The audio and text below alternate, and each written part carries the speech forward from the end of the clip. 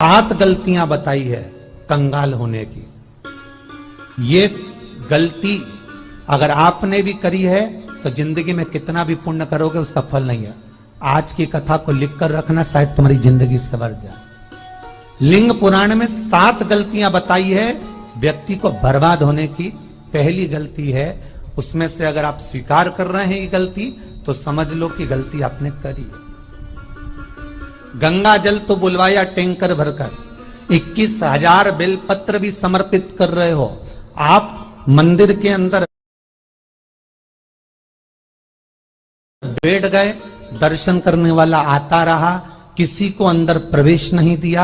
आप गंगा जल चढ़ाते रहे, आप बेलपत्र चढ़ाते रहे, आप स्वयं पूजन करते रहे, और दूसरा व्यक्ति ना जाने किस भाव से, किस रूप में आकर भगवान की सेवा करना चाहता था। पंडित जी ने आपके चक्कर में उसको जल नहीं चढ़ाने दिया, पंडित जी ने आपके चक्कर में उसको बेलपत्र नहीं चढ़ाने दिया। पहली गलती यह हो गई कि भगवान के भक्त को भगवान से दूर कर दिया गया। अब उठा लो श्रीमद् भागवत कथा।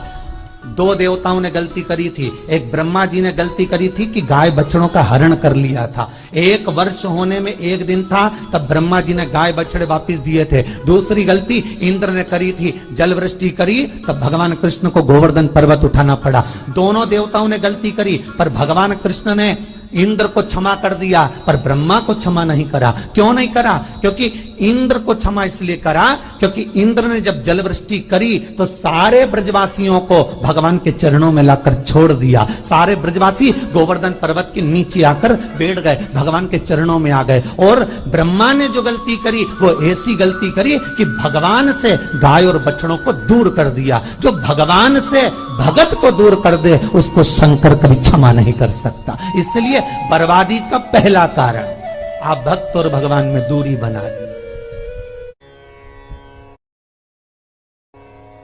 दूसरा कारण, भगवान की जब पूजन कर रहे हो, 21,000 बेलपत्र चढ़ा रहे हो, गंगा का जल चढ़ा रहे हो, चंदन चढ़ा रहे हो, अबीर चढ़ा रहे हो, गुलाल चढ़ा रहे हो, तो तुम्हारे भीतर ये अहंकार, जब तुम पूजन करके उठो तो उठते समय तुम्हारे भीतर अभिमान नहीं होना चाहिए कि मैंने जो अनुष्ठान करा उसके बराबर कोई नहीं कर सकता।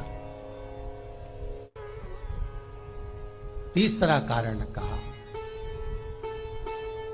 कि भगवान की सेवा तो आप कर रहे हो, भगवान की चाकरी में तो आप लगे हो, भगवान की आराधना भी कर रहे हो, दिया भी लगा रहे हो, धूप बत्ती भी लगा रहे हो, स्नान भी करा रहे हो, पंचामृत स्नान भी करा रहे हो, सारी पूजन अर्चना सब तुम कर रहे हो।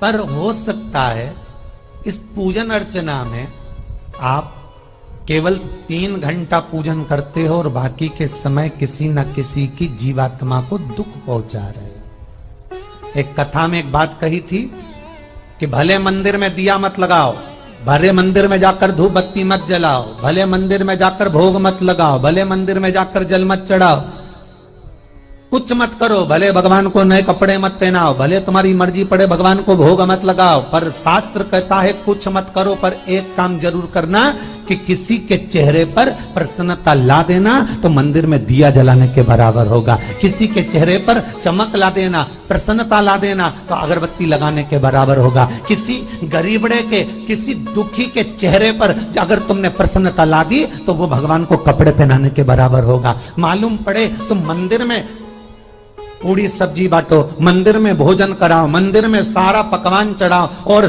कोई तुम्हारे कारण अगर दुखी है तो तुम्हें वो सुख का भान नहीं हो सकता। तीसरा कारण है हमारा, वो सुख नहीं पी सकता। चौथा कारण है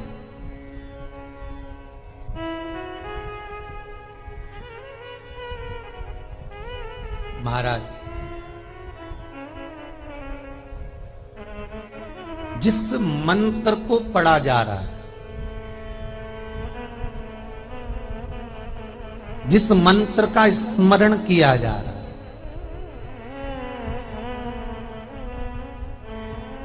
जिस भगवान की माला को हम जप रहे हैं, हम पाठ कर रहे हैं, उसमें त्रुटि उठा लीजिए दुर्गा सप्तशती।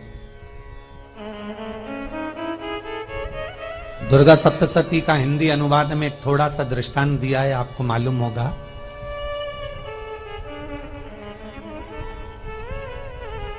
एक जजमान सप्तशती का पाठ कराते थे नवरात्रे में।